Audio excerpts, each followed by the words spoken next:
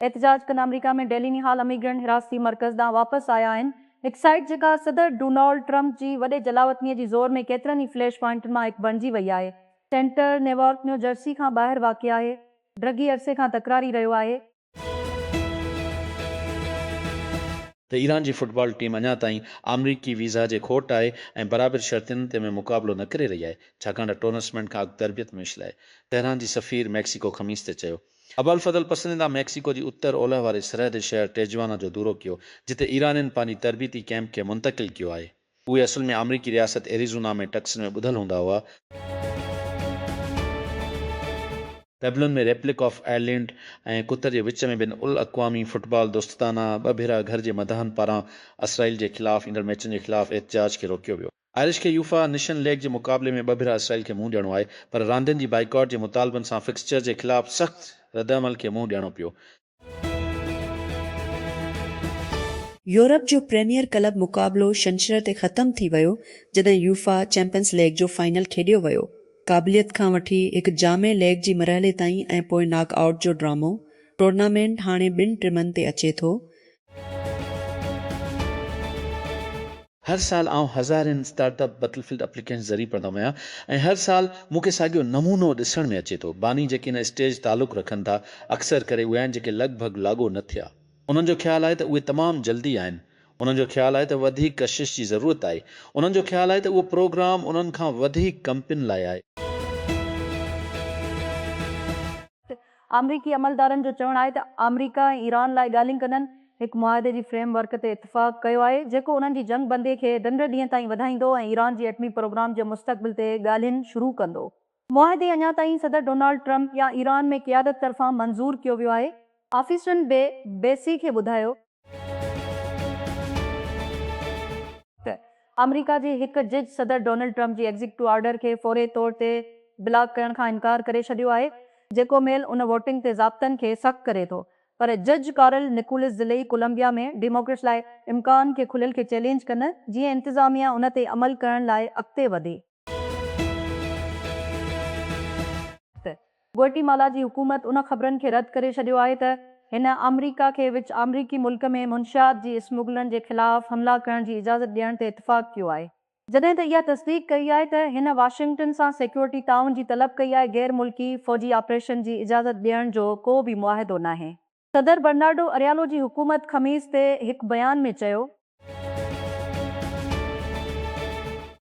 Cloud infrastructure druggie अरसे खां इंसान जे चौधारे ठाहियो वियो आहे, जेकी ॻोल्हा क्लिक स्क्रोल ऐं वहिकिरो हिकु मुस्तहकम ऐं पेशगोई वारे अंदाज़ में AI एजेंट मुख़्तलिफ़ तरीक़े सां कमु कनि था त इहे सरगर्मीअ जो हिकु शोब ख़तमु करे सघनि था, जेके घणनि ज़ेले एजेंट डेटाबेस सर्च डॉक्यूमेंट्स ऐं कॉल APS खे सेकंडनि में पुछनि था ऐं पोइ जीअं ई पहुचनि था तीअं गाइब थी वञनि था। उन ई बुनियाद जे तहत अमेज़ॉन जी क्लाउड इंफ्रास्ट्रक्चर जो हिकु बुनियादी टुकड़ो ॿीहर तरतीब ॾेई रहियो आहे त ख़मीस ते एबलिस पंहिंजी ईंदड़ नस्ल खे ओपन सर्च सर्विलेंस शुरू कयो, हिकु मुकमिल तौर ते मुनज़्ज़म कयल ॻोल्हा ऐं वेक्टर डेटाबेस। बुनियादी तौर ते मालूमात खे ज़ख़ीरो करण ऐं हासिल करण लाइ हिकु सिस्टम पैमानी ते, जेको ख़ासि तौर ते एजेंट कम लोड लाइ ठहियलु आहे त AWS जो चवणु आहे त नओं सिस्टम फ़ौरे ते माप करे सघे थो, जॾहिं एजेंट कमनि खे टारींदा आहिनि ऐं बेकार थियण ते वापसि सिफ़िर ताईं स्केल कंदा आहिनि। ऑस्ट्रिया जी हिकु अदालत ख़मीस ते 10 सालनि जे दाश में वियना में टेलर स्विफ्ट जी कंसर्ट ते नाकाम इस्लाम पसंद हमले जे मनसूबाबंदी जो एतिराफ़ कंदे 5 सालनि जी क़ैद जी सज़ा ॿधाई। हिन खे दहशतगर्दी सां लाॻापियल मुख़्तलिफ़ ॾोहनि जो ॾोही करार ॾिनो। बराने, जंहिंजो आख़िरी नालो ऑस्ट्रिया जी राज़दारी जी ज़ाब्तनि जी मुताबिक़ अवामी न कयो वियो आहे, ऑगस्ट दहशत ते गिरफ़्तार कयो वियो। ऑस्ट्रिया जी गादीअ वारी हंधि अमरीकी पॉप स्टन रथियल कंसर्ट जे पहिरीं ॾींहंनि खां अॻु हिकु शख़्स 3 माण्हुनि खे चाकू ऐं ज़ख़्मी करे छॾियो, जंहिंमें इख़्तियारनि बयानु कयो आहे दहशतगर्दी जो अमल सुअज़ शहर विंटरथोर में ट्रेन स्टेशन ते। हमलो रिनम जीम ख़मीस खां थोरो अॻु थियो। शकी, जंहिंखे एमरजेंसी सर्विसिस खे ख़बरदार कयो वियो, 5 मिंटनि खां पोइ गिरफ़्तार कयो वियो। हिकु 3 सालनि जो सुअज़ तरकी बिटी शहरी आहे, जेको विंटरथोर में रहे थो। इलाइक़ाई पुलिस सरबराह मारिस वेरमन चयो। अमरीकी सदर डोनाल्ड ट्रंप जी इंतिज़ामिया 4 डेमोक्रेटिक रियासतनि जी ख़िलाफ़ केस दाख़िल कयो आहे, जेके विफ़ाक़ी इमिग्रेशन एजेंटनि खे खणंदड़ गाॾियुनि लाइ राज़दारी लाइसेंस प्लेटूं जारी करण खां इनकार करण ते ख़मीस ते इंसाफ़ वारी खाती पंहिंजी वेबसाइट ते शिकायत जो ऐलान कयो।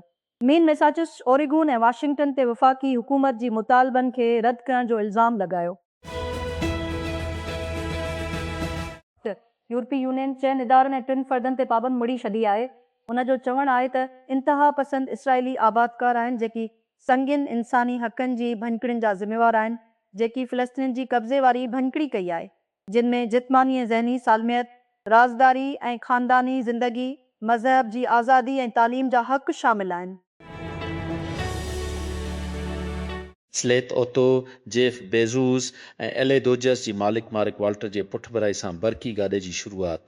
क़ीमत जो ऐलान कंदे हिन साल जे आख़िर में पहिरीं तरसिल खां अॻु डिश जून ते पंहिंजे घटि क़ीमत वटि ऑर्डर वठणु शुरू कंदे कंपनी ख़मीस ते इम्कानी ख़रीद कंदड़नि खे मेलूं मोकिलियूं जेके उनखे हौसला अफ़ज़ाई कनि थियूं। तुथो रिज़र्वेशन हाणे ईंदड़ महीने खां शुरू थींदड़ अॻुवाट ऑर्डर खां अॻु हासिलु करण लाइ गैर महफ़ूज़ कंदड़नि खां अॻु पहुचाइण वारी वंडो हासिलु करण। अमरीकी सदर डोनाल्ड ट्रंप जल्द ई $1 डॉलरनि जी नई बिल ते निमाया थी सघे थो। तक़रीबन 90 सालनि जी अमरीकी रवायत खे टोड़ण जो निशानो बणाईंदे जेका ज़िंदा माण्हुनि जी तस्वीर खे अमरीकी करेंसी खां परे रखियो आहे, इहा तजवीज़ पहिरीं ख़मीस ते वॉशिंगटन पोस्ट पारां रिपोर्ट कई वई। हिकु डिज़ाइन मेकअप शामिल आहे जंहिं में ट्रंप खे लिखत सां ॾेखारियल आहे अमरीका 52 सालगिरह विश जोला एवरीअ ते अमरीका जी आज़ादीअ जी 52 सालगिरह जी यादगार। गुडियल क़ौमुनि सख़्त वार्निंग जारी कई आहे त आलमी गर्मी पद ईंदड़ 5 सालनि ताईं रिकॉर्ड सतह ते या उन जी वेझो रहण जो इम्कानु आहे। सैकड़ो इम्कानु आहे त हिकु साल टुलिश खां वधीक गरम तरीन साल बणिजी वेंदो। आलमी मौसमियाती तंज़ीम डब्ल्यू ख़मीस ते ऐलान कयो त आलमी सरासरी गर्मी पद रिकॉर्ड टुरण वारी सतह ते जारी रहण जो इम्कानु आहे। इंतिहाई गर्मी जो रुझान टतण ताईं बरक़रार रहंदो। बरसीअ खां वठी सभ खां वधीक 80 गरम अनफरादी साल रिकॉर्ड कया विया आहिनि ऐं गॾु क़ौमुनि जी मौसमियाती एजेंसी जो चवणु आहे त उहो नमूनो जारी रखण लाइ तयारु आहे। हिकु नओं गरम तरीन साल मुमकिन आहे। फालियानी खां ॾहाके जी ताज़ाकारी चयो वियो आहे त दिल्लीअ जे आख़िर ताईं हिकु एल नैनो अॻिती कई आहे। ईंदड़ साल दिल्लीअ जे इम्काननि खे वधाए थो। ईंदड़ रिकॉर्ड टुरण वारो साल।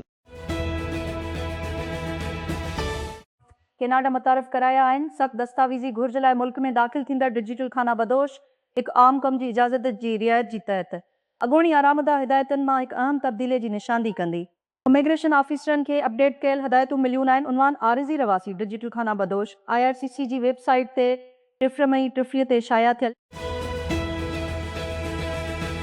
तव्हां ॻोल्हे सघो था कुझु तफ़सील मैसिना दिनारो जी ॾोहनि जा परेशान कंदड़ाटलीअ में एंटी माफ़िया जी तहक़ीक़ कंदड़नि हिकु एफ़रेतम जी नक़द रक़म कंपनियूं ऐं ॿिया असासा ज़ब्त कया आहिनि। उन्हनि जो चवणु आहे त बदनाम मरहूम ससलिन माफ़िया बास मीटियो मैसिना डिनारो जी नेटवर्क खे निशानो बणायो। इसराइली मीडिया पारां नशर कयल तबसरनि जी मुताबिक़ वज़ीर आज़म बेंजमिन नेतन्याहू इसराइली फ़ौज खे हिदायत कई आहे त हू गज़ा जे पटीअ ते पंहिंजो कंट्रोल 2 सैकड़ो ताईं वधाए। हिन मौक़े ते असां मुकमल तौर ते जे 2 सैकड़ो इलाइक़े जी कंट्रोल में आहियूं ऐं हासिलु करण लाइ मुनसिकड़ो, नेतन्याहू चैनल विश्व पारां रिकॉर्ड कयल फुटेज में चयो ऐं ख़मीस ते नशर। ॾुखण अफ्रीका में गैर मुल्की कारकुननि अञा ताईं हिकु भेरो ॿीहर मुहाजिर मुख़ालिफ़ ग्रुहनि पारां तशद्दुद ऐं एहतजाज खे मुंहुं ॾेई रहिया आहिनि। हिननि मथनि गैर क़ानूनी तौर में रिहाइश ऐं कमु करण जो इल्ज़ाम हयूं ऐं मुतालबो कयो त हू रिजू ताईं मुल्क छॾे वञनि। ॾुखण अफ्रीका गुज़िरियल मुहाजिर मुख़ालिफ़ तशद्दुद जी बार लहरनि खे ॾिठो आहे। अक्सर करे ॿियनि अफ्रीकी शहरी ॾांहुं हिदायत कई वई आहे। एलोन मस्क जी एक्स तव्हांखे प्लेटफॉर्म ते ड्रिगी फार्म मवाद लिखण जी इजाज़त ॾेई थी उन जी आर्टिकल फीचर ज़रिए, पर सिर्फ़ु उन सूरत में जेकॾहिं तव्हां अदा कयल सबसे हिकु मुख़्तलिफ़ ख़्यालु आहे। ख़मीस ते ब्लूस्की पंहिंजी ऐप जो हिकु नओं वर्ज़न कढियो जेको स्टैंडर्ड डच साइट सां ज़म थी वियो आहे। हिकु कम्यूनिटी प्रोजेक्ट लाइ ड्रिगी शिकल वारी मवाद जी तामीर लाइ साॻे ई बुनियादी प्रोटोकॉल ते जेको ब्लूस्की खे ताक़त ॾेई थो। आसाना कम flow automation company stake AI हासिलु करे वरिती आहे। कंपनी जो ऐलान ख़मीस ते मार्केट बंदि थियण खां पोइ हिकु वॾे कोशिश जो हिसो आहे। पाण खे AI जी मुक़ामी कम वारी जॻह प्लेटफॉर्म जी हैसियत में हाणे शामिल तिनो उसूल जे हिसे तौरु आसाना में शामिल थींदा। कंपनी ॾियल जी माली शर्तनि खे हिसेदारी करण खां इनकार कयो। आसाना उसूल खे पंहिंजी वसी AI महवर जी हिसे तौरु तयारु कयो जंहिंमें उहो पंहिंजी प्लेटफॉर्म खे इंसानी एजेंट टीमनि लाइ तब्दील करण जी कोशिश करे थो। इस्लामाबाद ट्रैफिक पुलिस 26 मई खां शुरू थींदड़ पाकिस्तान ऑस्ट्रेलिया वनडे सीरीज़ खां अॻु इस्लामाबाद ऐं रावलपिंडीअ जी रवासीन लाइ ख़मीस ते ख़ासि ट्रैफिक एडवाइज़री जारी कई। पुलिस तर्जुमान जो चवणु आहे त club road Murree road expressway आरज़े ट्रैफिक डाइवर्शन लागू कया वेंदा, जंहिंसां उन रस्तनि ते आम ट्रैफिक जे वहिकिरे में खलल पइजी सघे थो। झंद जी अंदरीन शहर दादू में ख़मीस ते 17 डिग्री सेंटीग्रेड गर्मीपद हिकु नई बुलंदी क़ाइमु करे छॾियो, हिकु नई बुलंदी रिकॉर्ड खे पार करे छॾियो, जॾहिं त ॾुखण पाकिस्तान में सख़्त गर्मी जी लहर जारी आहे। टिन न्यूज़ मूजिबि पाकिस्तान जी मौसमियात खाती तस्दीक कई आहे त दादूअ में 4 मई 23 ते 10 डिग्री सेंटीग्रेड जी अॻई चोटी रिकॉर्ड कई वई हुई। ऑफिसर नोट कयो त ख़मीस जे रेडिंग शहर लाइ आम मई जी अवसत खां 3 हुन हफ़्ते शुरू करण जो मनसूबो कीनिया में हिकु सिहत जी सहूलियत अमरीकन लाइ जेकी शायदि एबोला वायरस जो शिकार थी चुका आहिनि, वॾे पैमाने ते तनक़ीद मिली आहे।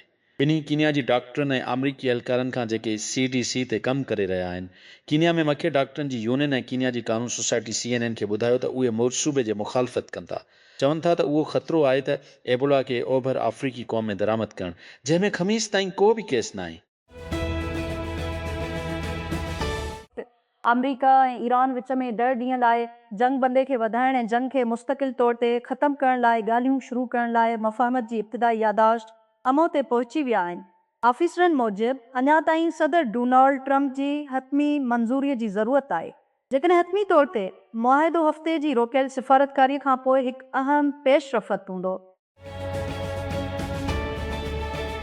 पाणी centre for strategic and international studies CSIS जी नई रिपोर्ट मूजिबि अमरीका वटि ईरान जंग में कंहिं बि मुमकिन सूरत लाइ काफ़ी गोला बारूद मौजूदु आहिनि, पर उन जे ख़िलाफ़ इसराइल सां लॻभॻि 30 ॾींहं जी गॾियल तामीर करण में वेड़ दौरान अमरीकी फ़ौजनि पारां इस्तेमालु कयल 4 नाज़िक गोला बारूद जी जंग खां बहाल करण में घटि 2 साल लॻंदा ऐं कुझु केसनि जी बुनियाद ते थिंक टैंक अरबा ते चयो। मुस्तक़बिल जो सभ खां अहम बाज़ार LLM टोकन में थी सघे थो ऐं माने ग्रुप उन्हनि लाइ नए इंफ्रास्ट्रक्चर ठाहिण लाइ जल्दी करे रहिया आहिनि। चेन जी शंघाई फ्यूचर्स एक्सचेंज हिन वक़्तु ER टोकन लाइ निकतल मार्केट ठाहींदी आहे। राइटर रिपोर्टूं ख़बरूं अची रहियूं आहिनि। वॾियूं ऐं इंटरकंटिनेंटल एक्सचेंज जो मालिक अलॻि अलॻि चयो आहे त उहे GPUs किराए ते ॾियण लाइ फ्यूचर मुआहिदो शुरू करण ते कमु करे रहिया आहिनि। अंथ्रोपक पंहिंजी ताज़ी फंडिंग राउंड में $1.5 बिलियन खां पोइ जे पैसनि जे क़ीमत ते $10 बिलियन जी फंडिंग खे छिके चुको आहे। निशान लॻायो त अवामी मार्केटनि ते डेब्यू करण खां पहिरियां जी फंड गॾु करणु छा थी सघे थी। सीरीज़ H राउंड जी अॻुवाणी में Altimeter capital, Dragoneer, green oak, Sequoia capital partners ऐं ॿिया शामिल हुआ। इदारती शिरकार जिन में Baillie Gifford, Blackstone, Brookfield, डीशा वेंचर्स, DST ग्लोबल ऐं Fidelity management and research round में हिसो वरितो। हैकर सिग्नल इस्तेमालु कंदड़नि खे निशानो बणाए रहिया आहिनि। उन्हनि जी चैट बैकअप चोरी करण जी कोशिश में हिकु नई हैकिंग मुहिम जी हिसे तौरु टेक क्रंच सिखियो आहे। अरबा ते वाशिंगटन पोस्ट जी तज्ज़िया निगार जोश रोगन हिकु नए क़िस्म जे हमले जो हिकु स्क्रीनशॉट पोस्ट कयो सिग्नल इस्तेमालु कंदड़नि जे ख़िलाफ़, जिते हैकर्स ऐप जी स्ट्रीम हुजण जो मुज़ाहिरो कयो त उन्हनि जी बैकअप थियल चैट ऐं मीडिया हिकु हम वक़्तु साज़ी जे मसइले जे करे मुस्तक़िल नुक़सान जे ख़तरे में आहिनि। इन ई खां बचण लाइ पैगाम में चयो वियो आहे त टारगेट खे रेटायरी कई खे शेयर करण जी ज़रूरत आहे, जेका हैकर्स सां चैट में संदन ऑनलाइन बैकअप ताईं रसाई हासिल करण लाइ इस्तेमालु कई वेंदी आहे।